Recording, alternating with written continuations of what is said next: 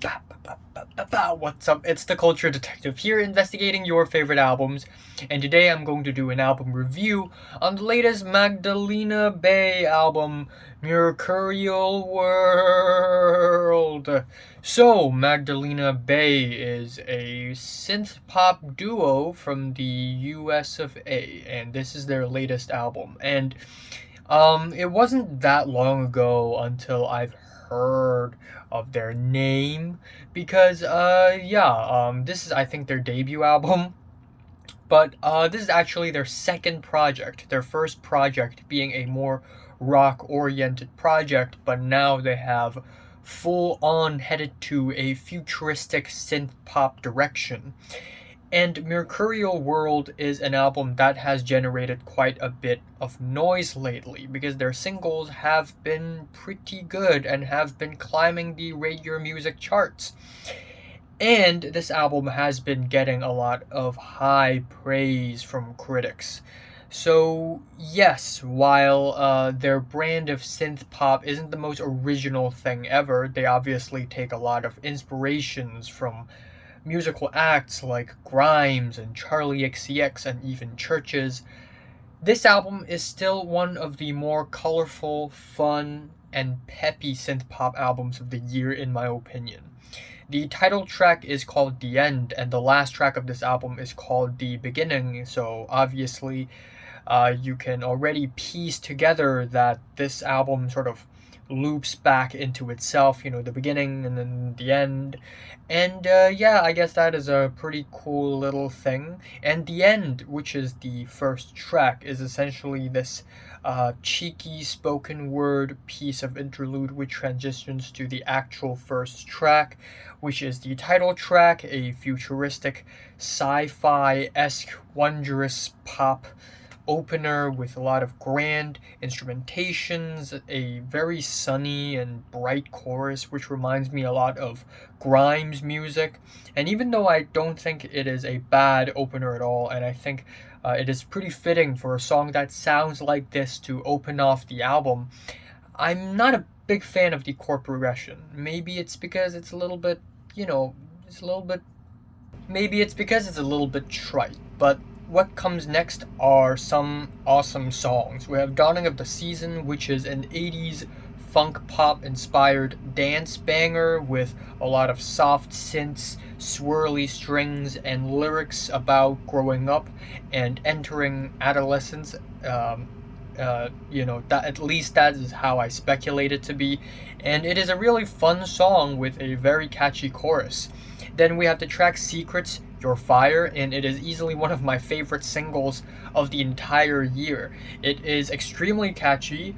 I love how eccentric the vocals get, especially the build up to the chorus. You think you know me, wanna know me, that you're super in the know. I love the chilled synths, I love the bubbly keyboards. It is very crispy, infectious, and it is one of the catchiest and most fun songs I've heard this year. Then we have the track You Lose, which is a more rock oriented track with kind of this 8-bit bass in the back. And I also kind of love the dreamy, spacey, shoegazy bridge on this track, another solid number. Then it is the track Something for Two, which is easily the most generic cut off of the entire album. And there is nothing on this track that hooks me, not the chord progression, not the melodies. It is very average in comparison with others in the album, but it is followed with Chaeri, which is also one of the highlights on the album in my opinion, with a looped synth and beat passage. We have some subdued verses and a very futuristic chorus. It sounds like it came out of a sci-fi movie soundtrack or something. I also really like the noisy ending, and overall it is a really catchy song about looking out for a friend, caring about a friend. Then we have the track Halfway, which is, of course, a track halfway through the album, halfway. And this track kind of, for some reason, it reminds me a lot of like Tyler the Creator, like Flower Boy era Tyler the Creator, where the chords are kind of cartoony, kind of dreamy, and then we have some cheeky spoken word about being halfway, I guess, half full, half empty, half whatever. Then it is followed by Hysterical Us, which is a 70s vintage influenced blissful piano pop tune that is, again, very fun, very optimistic.